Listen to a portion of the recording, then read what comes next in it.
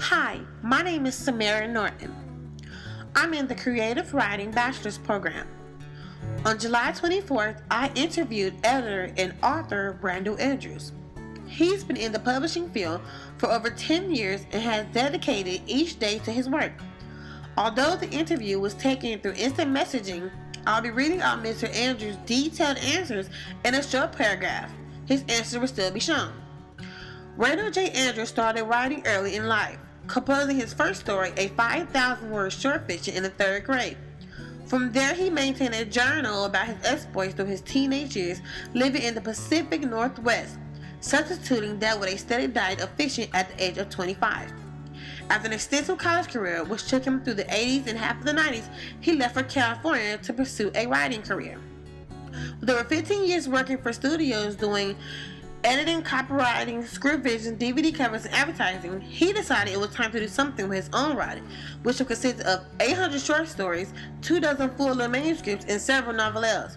Today, he has 6 books on the shelf, with 2 more slated for the fall of 2013 and 2 more for the winter. He's a member of several writing organizations in Los Angeles and the former president of SW Manuscriptors. Currently, besides his studio work, he's editor for a publishing company.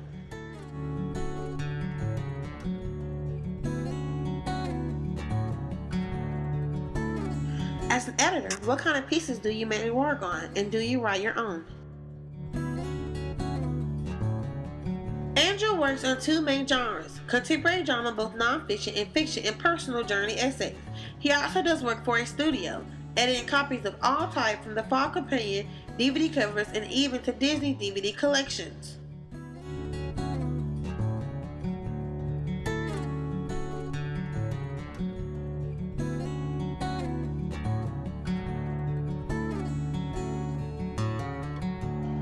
When editing, how long do you work, especially on novels and very long pieces? Do you go over them more than 10 times? When editing a novel, Andrew goes through it word by word, ripping through it like a madman.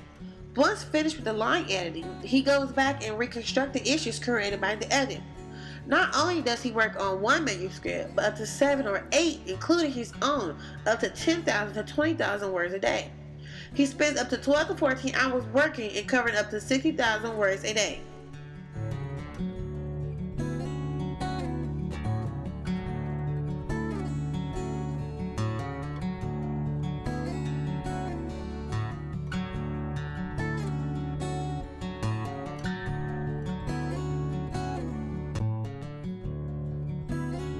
If you're looking at a novel, mainly the cover, what is your opinion on the layout and design? Is the cover an important piece, part of the book?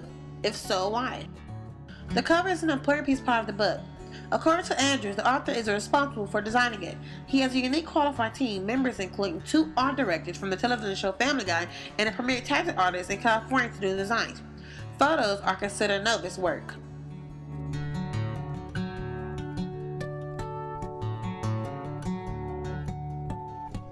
In today's society, art has a huge impact.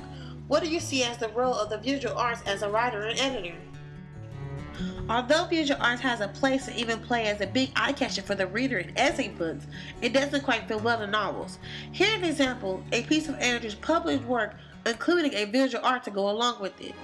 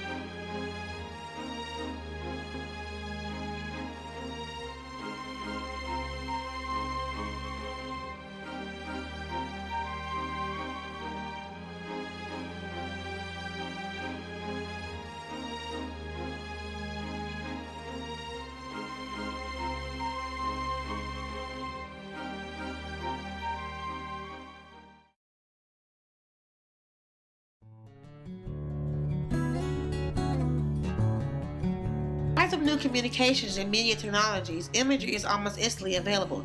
When it comes to promoting a published book or in any other pieces, do you believe that this is having a positive or negative influence in the publishing industry?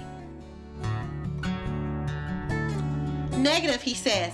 He feels it's too easy for people to publish and promote. And in fact, 80% of what he sees is considered far from good. When he tells them no, they bring up self-publish. Andrew states the reality of writing. You don't have to be great to write, but you have to put 3 times as much time into editing than writing. Any flaws can be fixed, but few are willing to do it. He gives an example.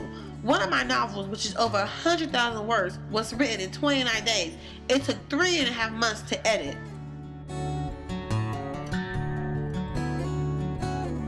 I hear the word self-publish a lot.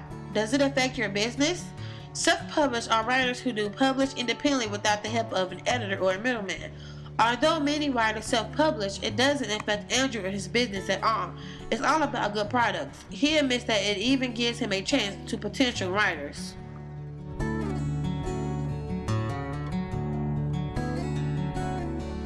Popular images are used frequently. What repeated images used throughout the publishing industry?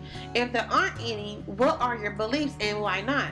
Such as a certain photo or a painting used repeatedly for covers. When it comes to repeated images, Andrew hates Saint romance, especially the woman in a buster, her hair blowing in the wind, and a chiseled bare-chested man holding her. He also says sci-fi covers, many will use a ship in space. Although they come tedious to his eyes, the images fit the genre. It's all about the reader and what they like. It isn't about him, it's about them.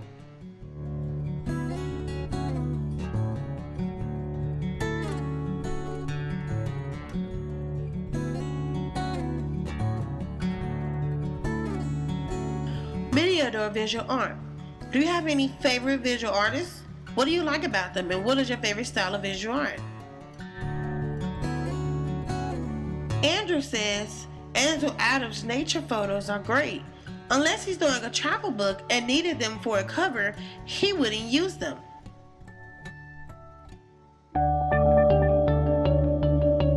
Adam was the famous photographer who was responsible for Yosemite National Park becoming so famous. He's an American photographer and environmentalist who was greatly known for his black and white landscape photographs of the American West.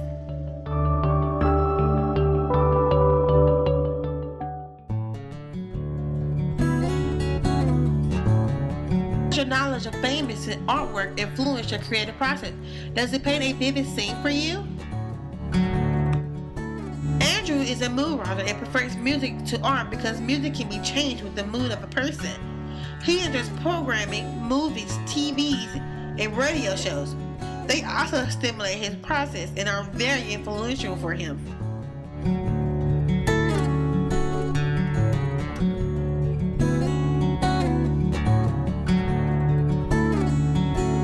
Chapters 10 and 11 will be read word for word.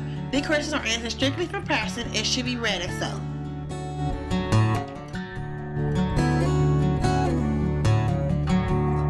Difficulties and hardships should a beginner writer experience?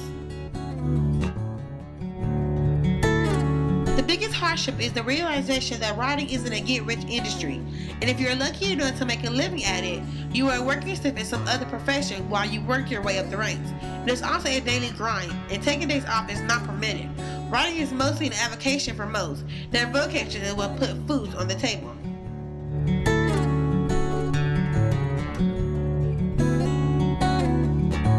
What advice would you give to upcoming writers who are trying to get published? Be diligent, write every day, make it a work count, not a set-aside hour. It's too easy to blow an hour off playing cards on the computer or talking to friends. If you write 1K a day, you are a writer. The good part comes as you learn more and more about how to sharpen your craft. I also recommend you associate with writers in a formal setting like a critique group, good writers who can expand your understanding.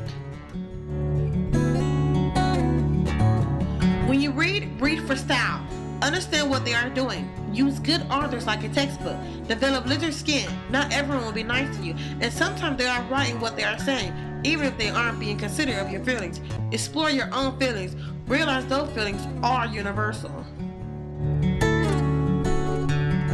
If you realize you are talking to a reader who shares the same pain as you do, you will capture them and they will follow you anywhere. I always recommend that word count to be 1,000 words a day. If you don't have anything to say, start writing. I have nothing to say, but Jay tells me to write anyway. I promise you, by the time you get to 100 words, you will click the light on and be running.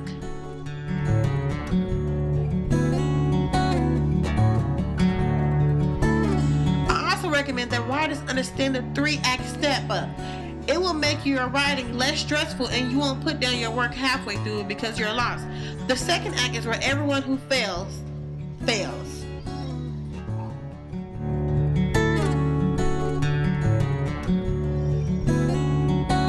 Know that drama in one's life is good for your writing. Some of the best writing comes during our darkest times. If you won the lottery and everything was handed to you, the writing will fall flat.